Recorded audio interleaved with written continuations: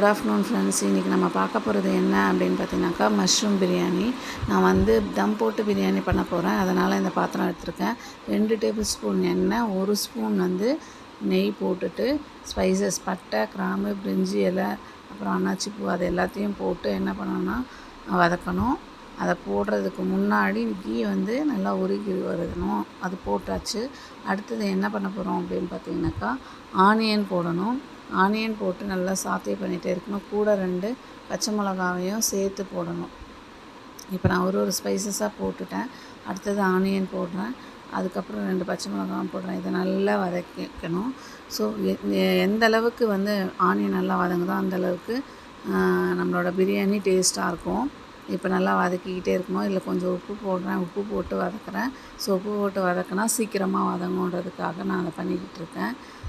உப்பு போட்டு வதக்குனதுக்கு அப்புறம் என்ன பண்ணணும்னா புதினா போடணும். புதினாவையும் போட்டு நல்லா வதக்கிக்கணும். ஸோ நான் இப்போ ஆனியனை நல்லா வதக்கிக்கிட்டு இருக்கேன். நடுவில் கொஞ்சம் உப்பு கீழே போட்டுருச்சு. அதனால் இதை க்ளீன் பண்ணிவிட்டு அதுக்கப்புறம் ஆனியனை நல்லா வதக்கிக்கிட்டு இருக்கேன். நெக்ஸ்ட்டு புதினாவை போடணும். புதினாவையும் போட்டுட்டு என்ன பண்ணணும் அப்படின்னு பார்த்தீங்கன்னாக்கா நல்லா வதக்கணும். அது நல்லா வதங்கி வர வரைக்கும், நல்லா சுருண்டு வதங்குற வரைக்கும் நம்ம வதக்கிக்கிட்டே இருக்கணும். நெக்ஸ்ட்டு என்ன பண்ண போகிறோம் அப்படின்னாக்கா, நான் இன்றைக்கி சின்ன தக்காளி 2 தக்காளியை கட் பண்ணி வச்சுருக்கேன் பிரியாணிக்கு. இல்லை இங்கே பெரிய தக்காளியாக இருந்துச்சுன்னா 1 போட்டால் கூட போதும். நான் 2 தக்காளியை ஃபைனாக சாப் பண்ணி வச்சுருக்கேன். இப்போ நெக்ஸ்ட்டு என்ன போட போகிறேன் அப்படின்னு பார்த்தீங்கன்னாக்கா தக்காளி தான் போட போகிறேன். அதுக்கு முன்னாடி இந்த புதினாவை இன்னும் நல்லா ஒரு வாட்டி கலந்து விட்டுக்கலாம். நெக்ஸ்ட்டு என்ன போட்டு போகிறோம் அப்படின்னா தக்காளியை போட்டுட்டோம். ஸோ தக்காளியையும் போட்டுட்டு அது சீக்கிரம் வதங்கிறதுக்காக கொஞ்சம் உப்பு போடுறோம். ஸோ எதுக்காக இந்த உப்பு போடுறோன்னா, அந்த வெஜிடபிள்ஸோ இல்லை இந்த காய்கறிகளோ ஏதாவது வேகணுன்றதுக்காக தான் நம்ம உப்பு போடுறோம், சீக்கிரமாக வேகணுன்றதுக்காக. அதனால் நான் இப்போ தக்காளி சீக்கிரம் வதங்கணுன்றதுக்காக உப்பு போட்டிருக்கேன். அதுக்கப்புறம் என்ன பண்ணணும்னா, நமக்கு தேவையான மசாலாஸ் போடணும். பிரியாணிக்கு மெயின் மசாலாவே என்னென்னாக்கா இஞ்சி பூண்டு பேஸ்ட்டாக ஃபஸ்ட்டு போடணும். ஸோ இஞ்சி பூண்டு பேஸ்ட்டு நெக்ஸ்ட்டு போட்டுட்டு அதையும் நல்லா வதக்கிக்கணும். அதுக்கப்புறம் நான் என்ன பண்ண போகிறேன்னா, பிரியாணி மசாலாவுக்கு பதிலாக ரெட் சில்லி பவுடரையும் அதுக்கப்புறம் கரம் மசாலா பொடியையும் போட போகிறேன். ஸோ இப்போ நான் முதல்ல இஞ்சி பூண்டு பேஸ்ட்டை போட்டு நல்லா வதக்கிக்கிறேன். அடுத்தது என்ன போடுறேன்னா, 1 ஸ்பூன் அளவுக்கு காஷ்மீரி சில்லி பவுடர், 3/4 ஸ்பூன் அளவுக்கு கரம் மசாலா போட்டு நல்லா வதக்கிக்கிறேன். இது ஓரளவுக்கு நல்லா வதங்கி வர வரைக்கும் நம்ம என்ன பண்ணணும்னா வதக்கணும். இது கூட என்ன போடுறோன்னா, ஒரு 2 to 3 ஸ்பூன் தயிர் போடுறேன். ஸோ தயிர் போட்டால் அந்த பிரியாணியோட டெக்ஸ்டர் ரொம்ப நல்லாயிருக்கும். டேஸ்ட்டும் டிஃப்ரெண்ட்டாக நல்லாயிருக்கும்.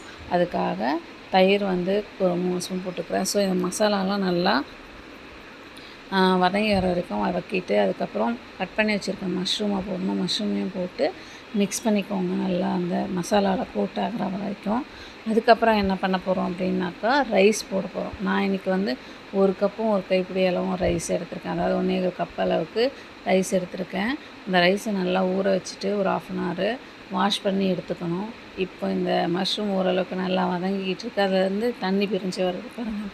ஸோ அந்த மாதிரி நல்லா வதக்கிட்டு அதுக்கப்புறம் என்ன பண்ண போகிறோம்னா ரைஸை போட போகிறோம். காரம் கம்மியாக இருக்குன்றதால நான் இன்னும் கொஞ்சம் காரம் போடுறேன்.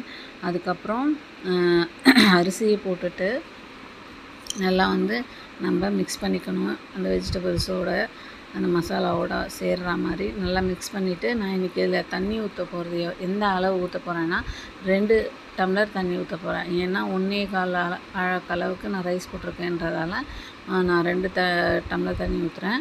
நீங்கள் 1 கப் தான் போட்டிருக்கீங்கன்னா 1/2 கப் தண்ணியே போதும். உப்பு கரெக்டாக இருக்கான்னு செக் பண்ணிவிட்டு கடைசியாக என்ன பண்ணுறோம் அப்படின்னாக்கா உப்பு போடுறோம். அதுக்கப்புறம் என்ன பண்ண போகிறோம்னா, மேலே கட் பண்ணி வச்சுருக்க புதினாவை போட்டுட்டு அதே மாதிரி கொத்தமல்லியும் போட்டு மூடி வேக விடணும். இப்போது அதில் இருக்க தண்ணி ஒரு பாதி அளவுக்கு வற்றினதுக்கப்புறம் ஏற்கனவே நான் ஒரு தவாவை வச்சு ப்ரீ ஹீட் பண்ணி வச்சுருக்கேன் தம் போடுறதுக்கு. அதை எடுத்துகிட்டு இந்த இடத்துல வச்சு அது மேலே இந்த பாத்திரத்தை வச்சுட்டேன்.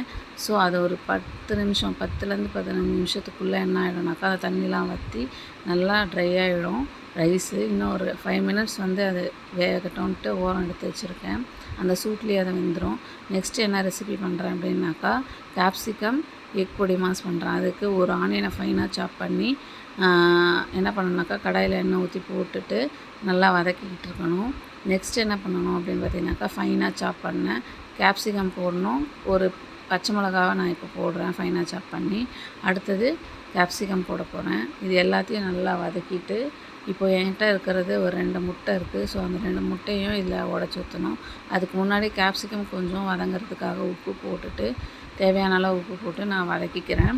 இது நல்லா வதங்கினதுக்கு அப்புறம் என்ன பண்ணணும் அப்படின்னாக்கா, 2 முட்டையை உடச்சி ஊற்றிக்கணும். ஃபைனலாக என்ன பண்ணணும் அப்படின்னு பார்த்தீங்கன்னாக்கா, மிளகுத்தூளை போட்டு இறக்குனீங்கன்னா சூப்பரான கேப்சிகம் எக் பொடி மாஸ் ரெடி ஆகிடும். இதை நீங்கள் எக் பொடி மாஸ் மாதிரியும் பண்ணலாம், ஆம்லேட் போடுற மாதிரியும் போட்டுக்கலாம்.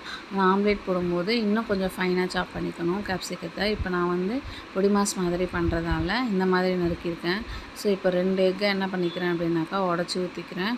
உடச்சி ஊற்றி நல்லா மிக்ஸ் பண்ணிவிட்டு, அந்த எக் பொடி மாஸ் ரெடி ஆனதுக்கப்புறம் ஃபைனலாக என்ன பண்ணுறோம் அப்படின்னு பார்த்தீங்கன்னாக்கா, மிளகுத்தூள் போட போகிறோம். இப்போ 2 எக்கு போட்டுட்டு கொஞ்சம் உப்பு போட்டிருக்கேன். இதை நல்லா சாத்தே பண்ணிகிட்டே இருக்கணும்.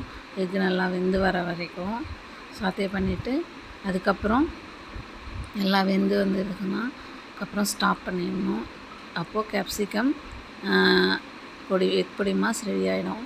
ஸோ இப்போ பாருங்கள், எல்லாம் ரெடி ஆகிடுச்சு. இதை கடைசியாக என்ன போட போகிறோம் அப்படின்னு பார்த்தீங்கன்னாக்கா, மிளகுத்தூள் போட போகிறோம். ஸோ ஒரு ஸ்பூன் அளவுக்கு மிளகுத்தூள் போட்டு அதையும் நல்லா மிக்ஸ் பண்ணிவிட்டு ஸ்டவ் ஆஃப் பண்ணிடலாம். இப்போது எக் பொடி மாஸ் ரெடி. கேப்சிகம் எக் பொடி மாஸ்.